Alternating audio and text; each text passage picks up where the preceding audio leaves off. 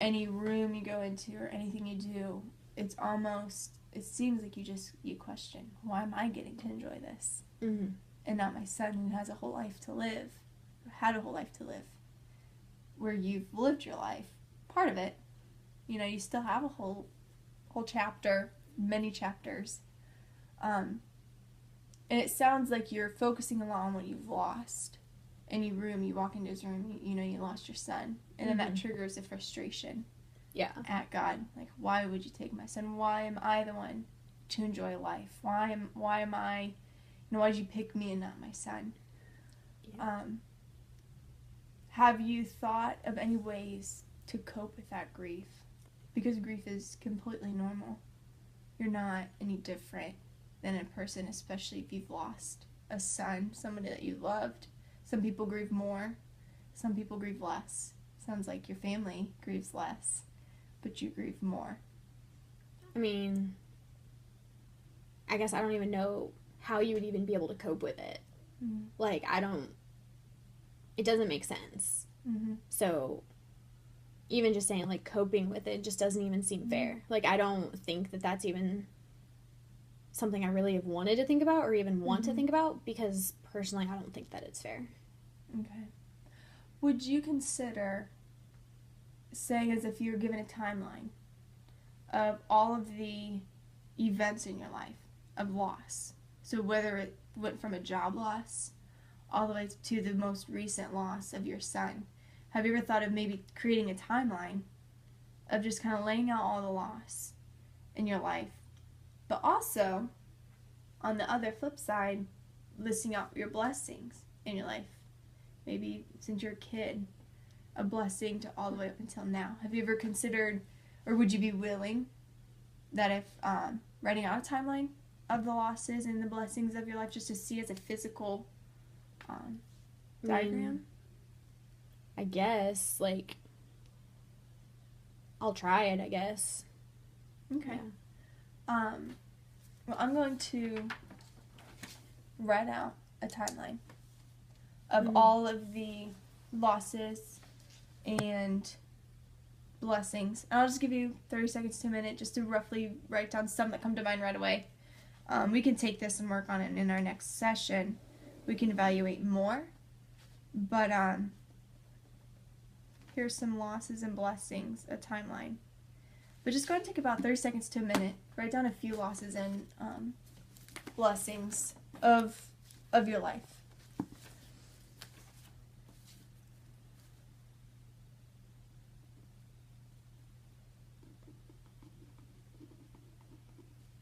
Does it have to be in order?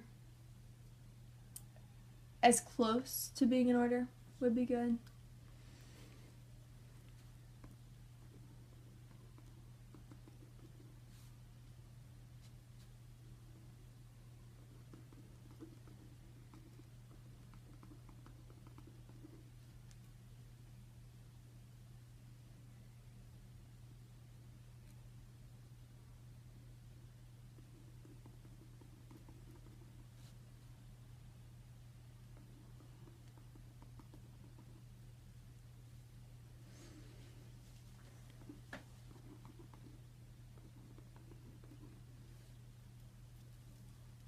Good. You got a few down? Yeah, I got a few. You got married. Mm-hmm. Bet that was fun. It's a good day. And then you had your kids. It seems like you had stopped working. Was that by loss of job, or did you just willfully? It was more of just to be a stay-at-home mom for a little bit.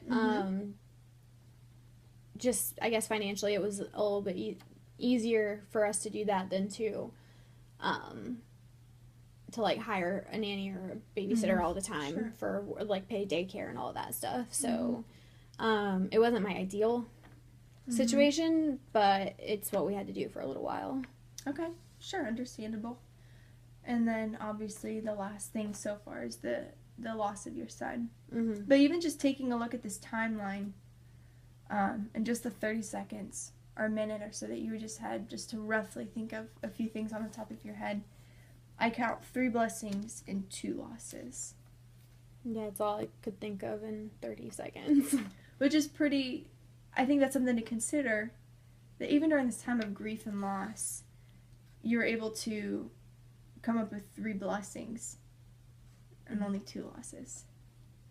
So maybe is that an eye-opener? I mean, maybe a little bit. Like, I wouldn't say my life has been always rough. Like, I wouldn't say everything has been terrible. But I would say it just seems like right now nothing makes sense. It's just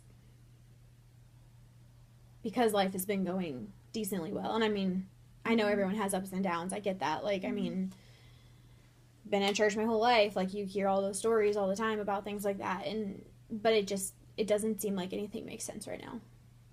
And so, I don't know. I feel like the world is just crashing in around. And that, like, everything from starting now has just been one bad thing after the next.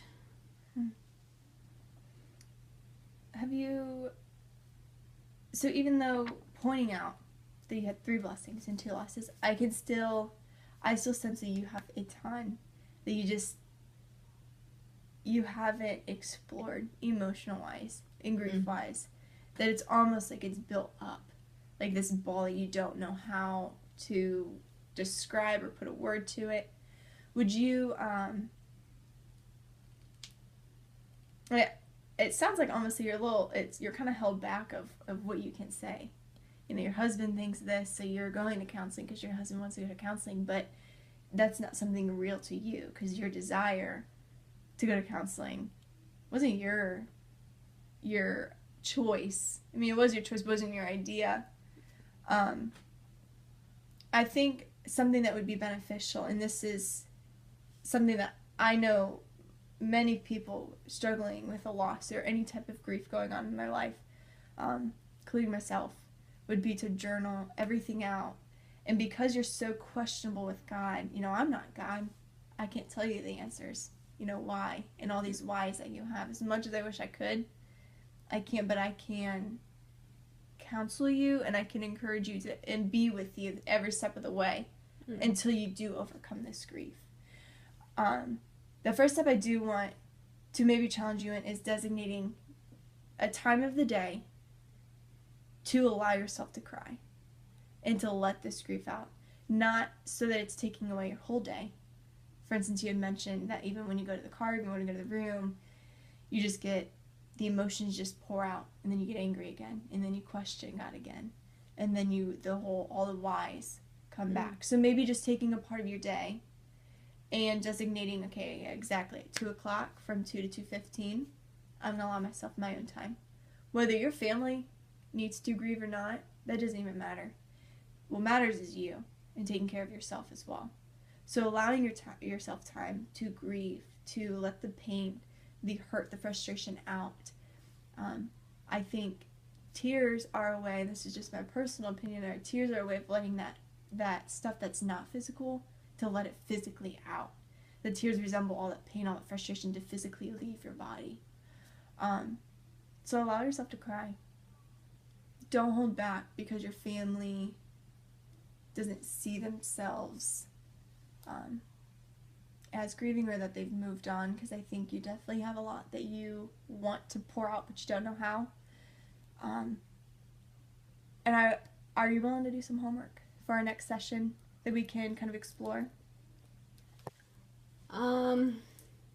Possibly. I mean, I'm gonna be honest, I'm not gonna promise anything, just because I don't know what the week's gonna hold. I don't know what is gonna happen in the next week, so I don't want to make any promises. Okay. Just because. You try? Would be, you know, that compromise of at least trying. I'll try. Okay. Yeah. But that's about all I can say. Sure. And that's all the step that you do need to take is a small one. And you don't need to take a heaping step. The only way you're going to get better is taking small steps. And so I think this would be a good first small step, would be to journal. Journal raw, journal just genuine every thought that's come to mind and you journal it out as if you're talking to God.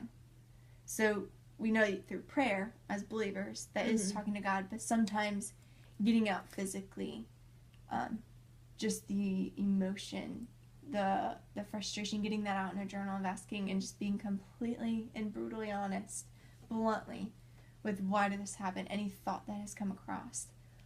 I think that would be a good start to getting some of that frustration out and grief of seeing, and steps that we can be taking here on out.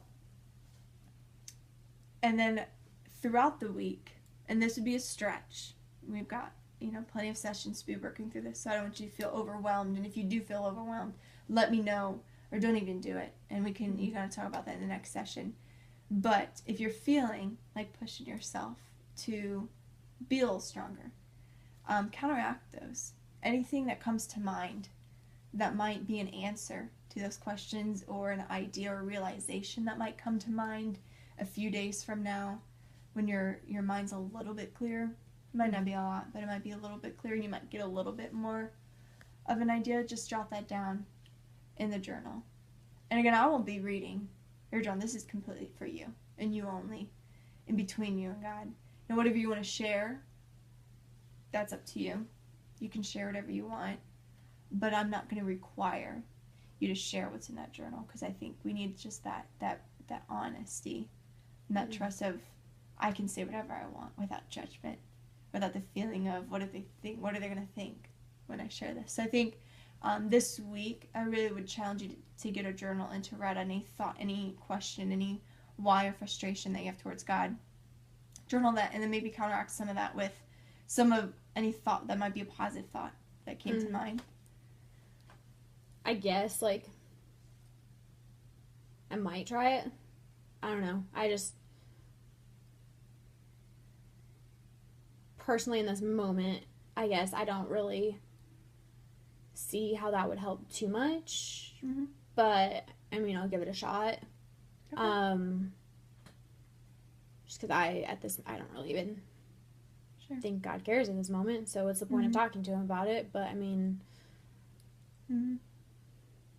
I'll give it a shot, but if I don't really feel like it's helping, I might not finish it. Just gonna be honest with you. And that's all. That's all that we need is the honesty. Yeah. So I guess. Yeah, I guess I'll try. Okay. But I just don't want to promise. And then coming back with anything. Sure. In the next session, we can evaluate that, see what worked, what didn't.